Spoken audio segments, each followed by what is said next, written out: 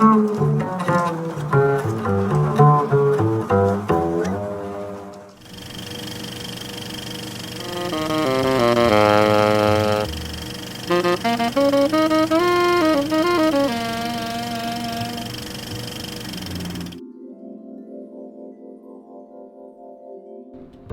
did music enter your life on a personal level? Music entered my life at a really early age. My mom was a guitarist, a classical guitarist, and I think when I was about 5 or 6, I started playing music. First ukulele, which ukulele wasn't that popular back then, but I was just too little for a guitar, so I played ukulele at what was called a baritone ukulele, a bigger ukulele, for maybe a year or two, and then I started playing classical guitar, not just classical, like just guitar and some folk music and such. And I really have to thank my parents for being supportive, because like a lot of kids, I wanted to play one thing for a while and then switch, and they were smart enough to just rent instruments, so they weren't financially committed. But you know, starting when I was really little, I had music in my life, and later on I went on to play flute, and then saxophones, and then tuba for a little bit, and then I got an electric bass, and then I went into upright bass after that. But by then I was like 20 or 21. But my mom was very supportive. My dad was, you know, music, he didn't really play music, but he certainly didn't say don't play music. But my mom was all into the arts, and was very supportive and took me to concerts. And I saw Dave Brubeck when I was pretty young and stuff like that, so I was exposed to it. Is there a memorable person in your youth who inspired your music? Yeah, there's definitely some memorable sort of musical motivators, inspirations to me. Obviously, I mentioned my mom, who is great. And my first guitar teacher was a guy named John Glaser, Jon and Glaser, and John is still around. He has a gem shop in South Park, and he's into microtonal music. I didn't know at the time. I thought he was just like teaching me guitar, but all along he was really into like building instruments from scratch, and quarter tone instruments, and just the really outside of music. And so he definitely influenced me, and you know, this is back in the day, like the late 60s, and he was kind of like a, you know, long hair hippie kind of guy. Well, he actually still is. So he influenced me. Also, other people were my middle school band teacher, who was Don Artemis, and my high school teacher, who was Mike Smith. And I still see Mike Smith all the time. He comes to some of my shows, and I don't know, he looks just like he did when I was like 17, it's to me. But anyway, so they were definitely people, you know, just like you do, Joel. You inspire and influence people, and that stuff's always with you, you know. Can you share your motivation for creating Bass in Space? Absolutely, and in reference to the saxophone, I was trying to get my friend Larry Delacruz to come down from, he used to live here. He's a wonderful alto player and keyboardist. He lives in the Bay Area, and he was supposed to come down, but we couldn't get it scheduled right, so we didn't. And I sort of wanted to have it be my absolute favorite players that I play with, you know, so I chose people from all those different idioms. Yeah, as far as the creation of the album, this is Bassist in Space, and my initial concept was to do a solo bass album. And of all things, I was coming here in Balboa Park like 3 or 4 days a week and playing solo bass, because I really wanted to develop solo bass repertoire, which I'm still working on and still doing to a degree. So I was working on solo repertoire, and I had like 15 or 16 songs. I had plenty for an album. I was going to do like 11 or 12. And I did like 4 or 5, and then I was like, man, I should collaborate with, I have all these people that are so special to me in my life. I thought doing some collaborations might be really cool, and just give it some musical variety, you know, more than just solo bass.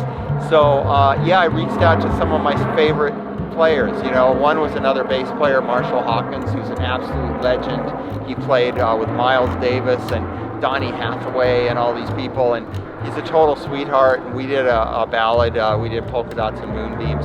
And I reached out to Gilbert Castellanos, and we played a tune or two, and Fernando Gomez, a great drummer friend of mine, and Joshua White, and then my lovely wife, Steph Johnson. So I just decided I'm going to reach out to some of my favorite people and kind of expand this project a little bit, but yet still I wanted to retain the intimacy. I didn't want it to be another trio or quartet record.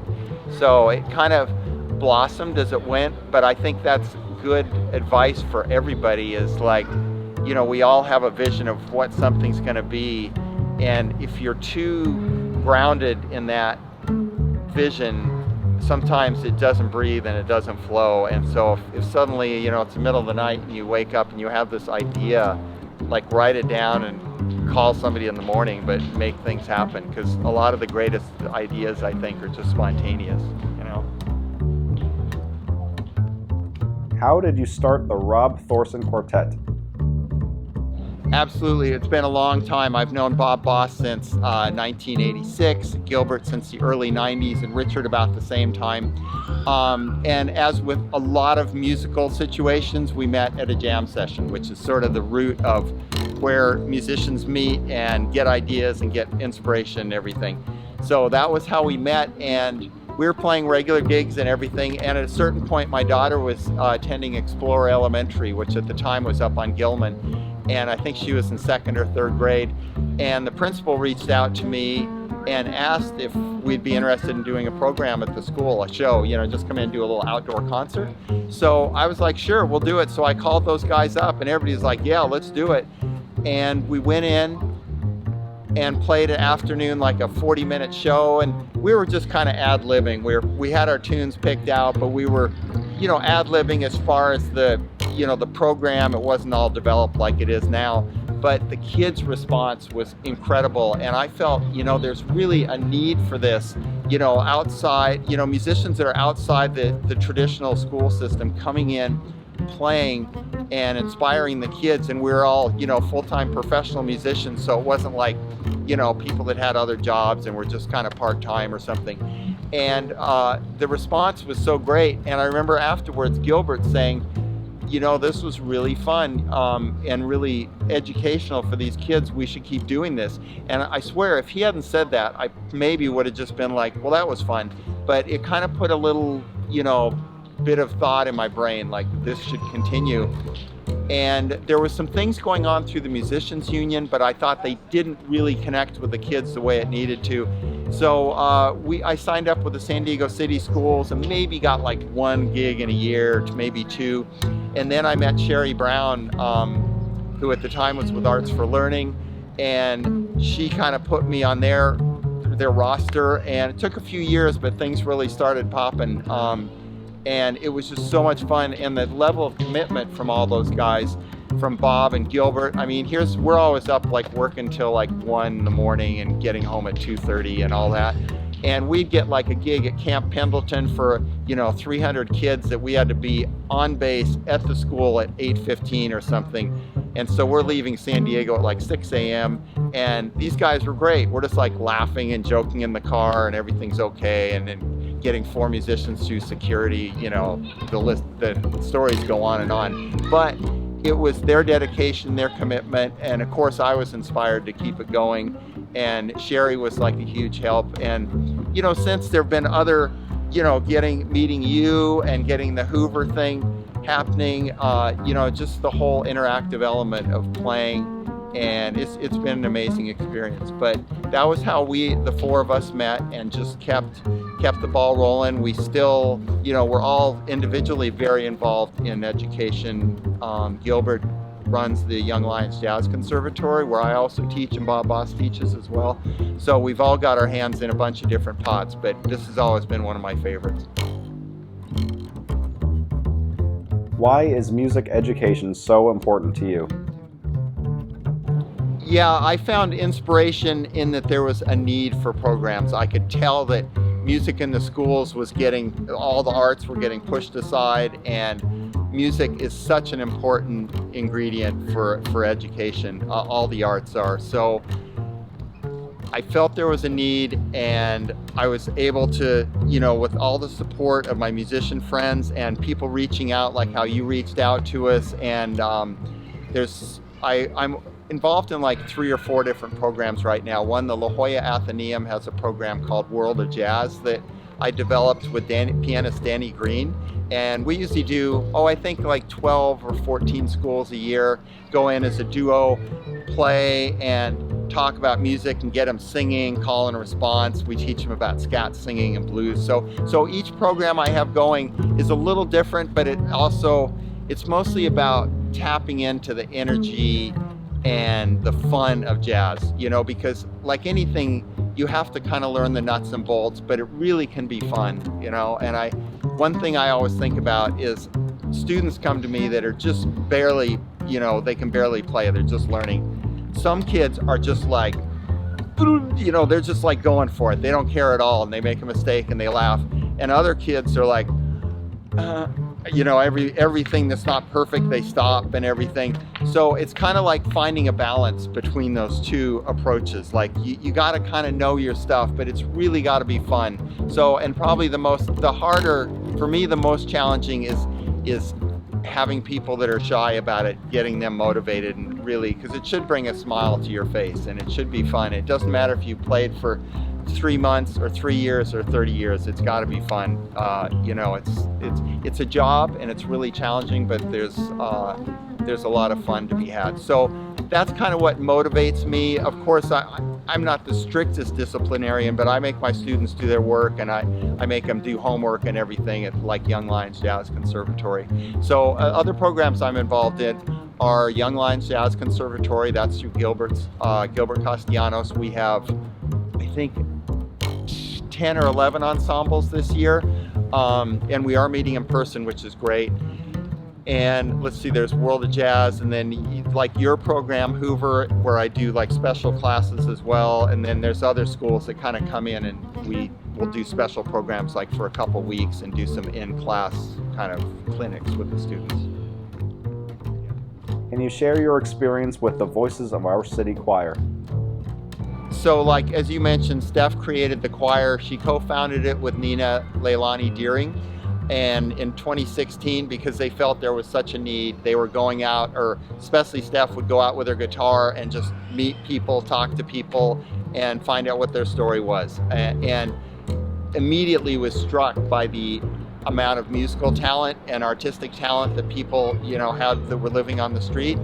So everything just kind of like a tumbleweed or something. It kind of happened, one thing after another. We had a pastor that donated a space to us nearby. We started having these weekly rehearsals. More people were showing up. People started donating food.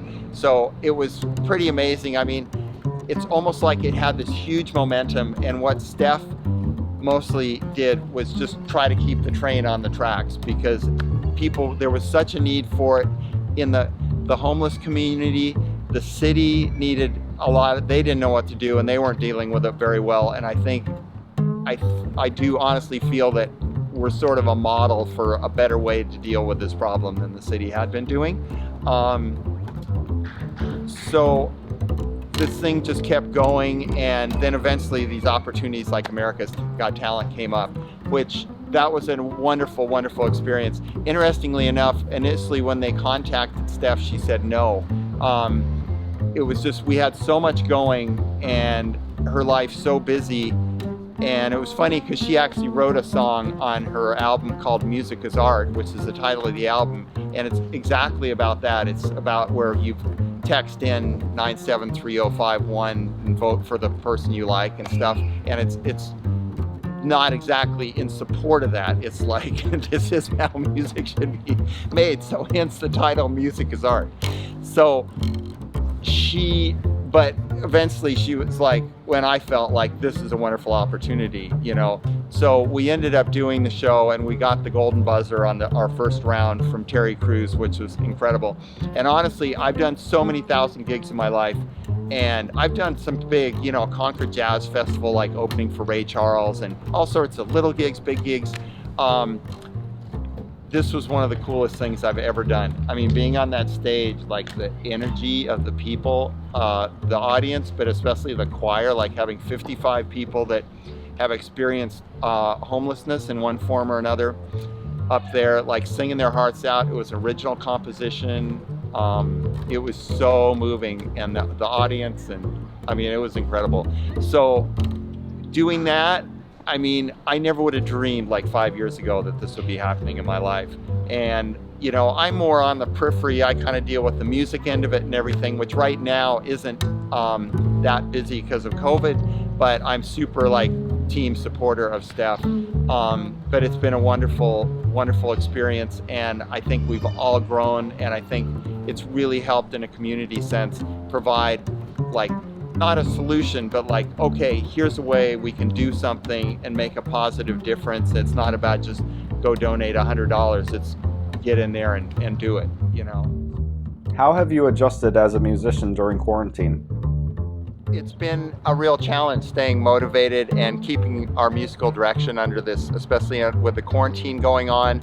Of course, beginning about March 15th, all the gigs came to a complete halt. I mean, there was absolutely nothing. You know, even people that do like studio work, the recording studios were shut down, so there was very little opportunities. But I think musicians are generally pretty good at like being creative on the spot, and a lot of people realize like, well, we still have the internet, we have ways of broadcasting, and it doesn't take a whole lot to, you know, if you have a smartphone, you can get out there and start like playing your music and getting the word out. So for me, I set goals for myself. One was I started a weekly broadcast every Sunday, and I called it Jazz with Rob. And first I was doing solo jazz projects, and then I ended up doing duos out in my patio. We'd set up outdoors, and I'd feature different musician friends of mine, and it's turned into a really cool thing where I'm kind of like covering like all these musicians, some of that I haven't played for a long time. So it's been really like a growing experience for me. So like setting goals like that, I have to do that to keep practicing. Otherwise, if I don't have a goal, I'm not going to get much done. So that helped keep me motivated moving forward. And I think for all of us, I think having the courage to get our music out there. I mean, just sit in front of your phone with your guitar or whatever you do, even if you just talk, because I chat while I'm doing these as well. I talk about the music and the composers, and you know, when I learned this song and everything. People are really interested. I mean, you'll be surprised, even if you're at a more basic level of being a player, like share what you have, share your music, because playing music's all about having confidence in yourself and realizing that people want to share that with you. And I think if you get out there and do that, it's surprising the results, and it's way easier than going out and getting a gig. Even when normal times, it's hard enough to get a gig. But this is something any one of us can do like any time. So I think just try it, and I think you'll be super surprised like with the good results. What is your message for musicians in San Diego? I think as artists, it's really important to realize that we are a community. We're not just individuals. And I think reaching out, sharing your music with everybody, and being honest with yourself, it's just very important. Our music is, obviously it's a creative, artistic thing, but a lot of people, we don't realize how many, but a lot of people that listen to music, it's really something that brings them into and involves them. So I think sharing your music's like super important. And you know, these are really weird times. Politically, it's pretty wild. I want to encourage everybody to vote, that's for sure. We gotta live in a world that we're proud of and we want to be part of. So be sure to vote, that makes a huge difference. And just express yourself in your music, get out there and let people know what you do. In some ways, the quarantine has created like such an online presence of music that it's actually easier than ever. So I really encourage everybody to just spread the music and spread your word. You want some help?